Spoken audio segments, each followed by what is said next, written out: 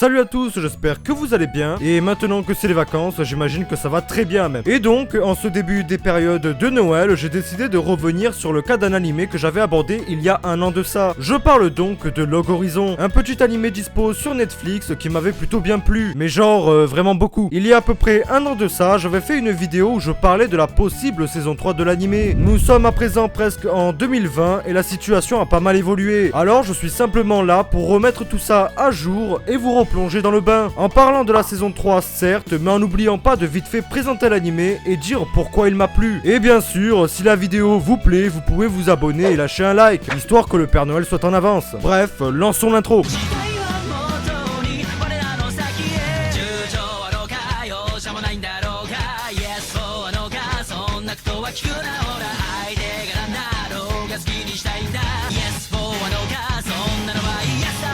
Log Horizon est un shonen qui a pour genre action, aventure, comédie et fantasy. C'est tout d'abord paru en light novel par l'auteur Mamare Tono et édité en France par les éditions Ofelb. Ça a commencé à paraître début 2010 pour comptabiliser à ce jour un total de 11 tomes. Une version manga avait été décidée mais cela n'a jamais complètement abouti. Néanmoins, les mangas qui adaptent les spin-offs l'ont été entièrement. Et enfin, après arrive l'animé sorti fin 2013 à début 2015 avec la deuxième saison. C'est fait par les studios Dean pour la deuxième saison et les studios State Light pour la saison 1. C'est licencié en France par ADN et Netflix avec un total de 50 épisodes pour 2 saisons de 25.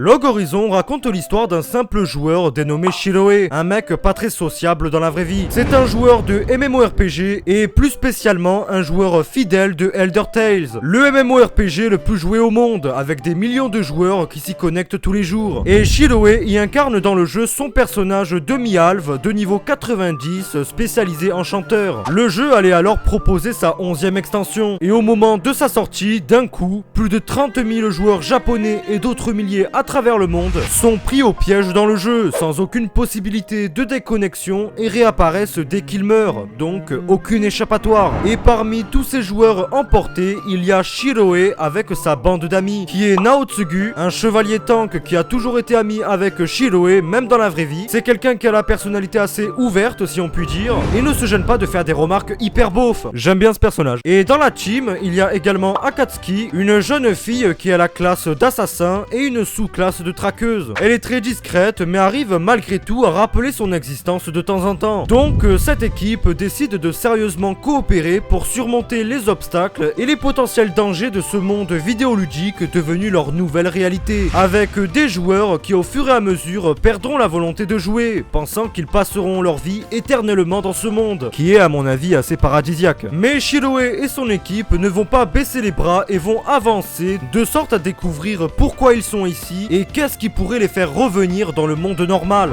L'intrigue se posera de façon à mettre nos personnages dans l'inconnu complet, pour les inciter à interagir avec ce nouvel univers et ces nouveaux joueurs plus vrais que nature. Et tout le reste est simplement ultra kiffant. Mais je pense qu'il va falloir développer un peu tout ça.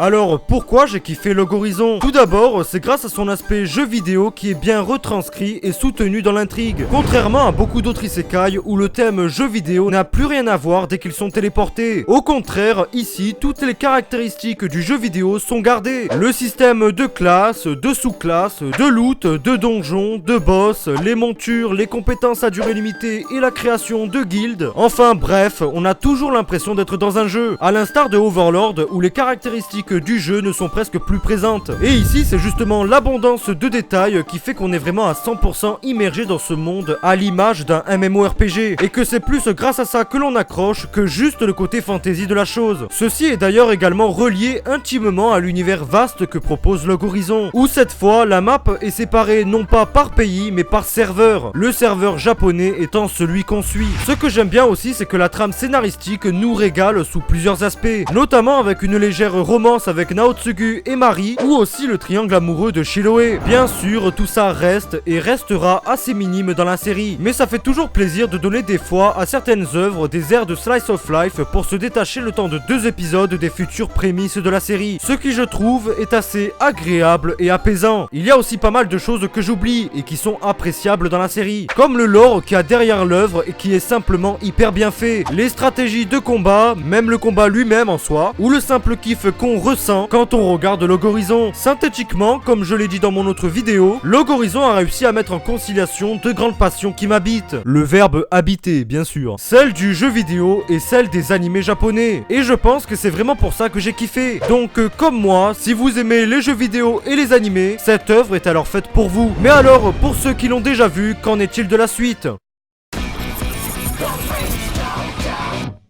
Déjà, avant toute chose, si vous voulez reprendre là où l'anime s'est arrêté, vous pouvez reprendre au volume 11 du light novel. Mais quant à la partie animée, il est important de faire un rappel. Souvenez-vous, Mamare Tono avait été condamné à 10 mois de prison plus une grosse amende pour une évasion fiscale. Alors, tout est aujourd'hui et à l'heure actuelle terminé. Donc ce débat-là est clos. Mais faut dire que cette affaire a pas mal ralenti le rythme de l'auteur dans la parution de ses light novels. Car si nous voulions à présent faire une suite de l'anime, il n'y aurait que un tome du light novel à adapter. Ce qui n'est pas du tout assez. Malgré de bonnes ventes et un bon accueil des fans, l'œuvre reste aujourd'hui en suspens. Néanmoins, l'auteur a fait part de sa volonté de continuer son travail et de sortir une dernière saison pour son œuvre. Et le fait qu'il se soit remis au travail relance la probabilité d'une prochaine saison, même si je trouve que le light novel est très bien. En ce qui concerne une date approximative, je ne m'établirai pas dessus car le travail de l'auteur, bien que repris, reste assez irrégulier. Donc pas moyen vraiment de spéculer sur la date. Mais un truc que je peux dire, c'est que le futur de la série s'annonce prometteur, s'il arrive à se remettre dans les rouages du manga game, ce que je lui souhaite de tout cœur, puisqu'il fait partie pour moi des œuvres qui le méritent vraiment. Donc en bref, on peut et on doit encore espérer de revoir cette série réapparaître sur nos écrans. En attendant, si toute information venait apparaître, je vous en informerai en commentaire. Vous avez juste à en laisser un. Sur ce, c'était tout pour cette vidéo, j'espère qu'elle vous aura plu et qu'elle vous aura aidé. Si c'est le cas, n'hésitez pas à vous abonner, liker, partager, ça me fait vraiment super plaisir. Quant à moi, je vous dis à une prochaine vidéo. En attendant, portez-vous bien. Ciao, bye.